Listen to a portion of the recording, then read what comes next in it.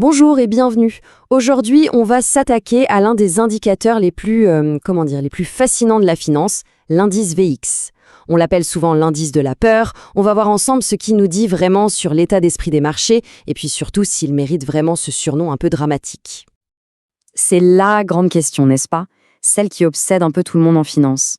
Est-ce qu'on peut vraiment anticiper une tempête avant qu'elle ne s'abatte sur nous? C'est le mystère qu'on va tenter de décortiquer aujourd'hui. Bon, pour commencer cette petite enquête, il faut qu'on identifie notre coupable numéro 1, la bulle financière.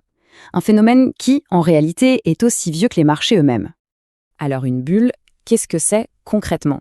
C'est ce moment un peu fou où l'optimisme est tellement fort que les prix s'envolent, complètement déconnectés de la réalité économique. Pourquoi? Simplement parce que tout le monde se persuade que ça va continuer à monter, encore et encore. L'exemple typique, c'est la bulle Internet de la fin des années 90. C'est vraiment cette euphorie collective qui est le moteur de tout ça. Face à ce genre de phénomène, les analystes ont évidemment besoin d'outils. Et l'un des plus regardés, des plus scrutés, c'est précisément le VIX. Voyons un peu comment fonctionne cet instrument. Le VIX, il a une particularité, il regarde vers l'avenir. Contrairement à beaucoup d'indicateurs qui analysent le passé, lui, il essaye de mesurer ce que les investisseurs anticipent pour le mois à venir sur le grand indice américain, le S&P 500. En fait, son calcul se base sur les prix d'une multitude d'options, ce qui en fait un reflet assez direct du coût de l'assurance contre les gros mouvements de marché. Et c'est ça, le point crucial. Le VIX, c'est un indicateur de sentiment. Il capte l'ambiance, la nervosité qu'on peut sentir sur les marchés. Pour le dire simplement, il mesure la probabilité que les marchés se mettent à trembler fortement. Et bien sûr, plus cette probabilité perçue est élevée, plus la tension est grande. Ok, donc on a notre outil. Maintenant, la question c'est comment on le lit? Comment on traduit ces chiffres en informations qu'on peut vraiment utiliser? Pour faire simple, on peut voir le VIX en 3 grandes zones.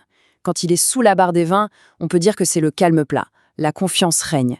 Entre 20 et 30, on passe en mode prudence. Le marché est un peu sur ses gardes. Mais alors, attention, quand le VIX passe au-dessus de 30, là, c'est le signal d'une grosse incertitude qui peut vite tourner à la panique. Pour donner un ordre de grandeur, pendant la crise de 2008, il a carrément dépassé les 80. S'il y a une chose à retenir, c'est cette dynamique. Le VIX et le marché action, ils bougent presque toujours à l'inverse l'un de l'autre. Quand le marché s'effondre, la peur s'installe, tout le monde veut s'assurer et hop, le VIX grimpe en flèche. À l'inverse, dans un marché qui monte tranquillement, sans trop de vagues, le VIX a tendance à rester bien sagement en bas. Parfait.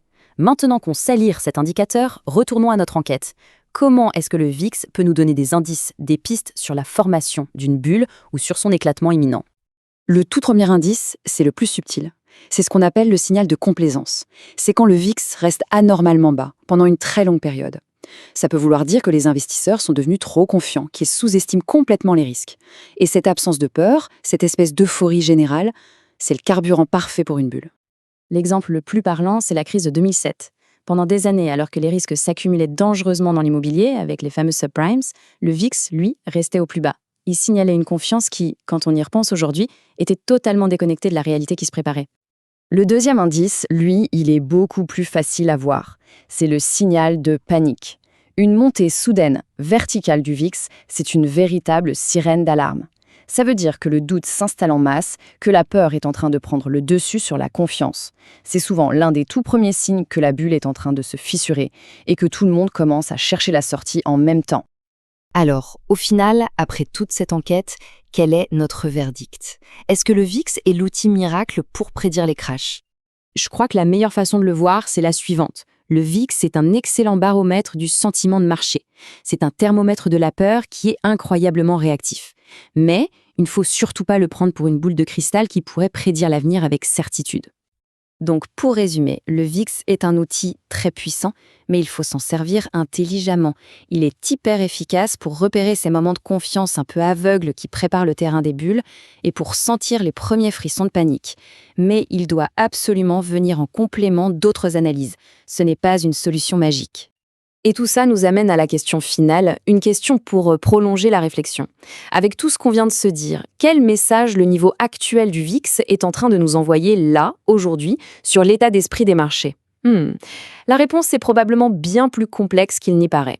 Et c'est maintenant à chacun de se forger sa propre opinion.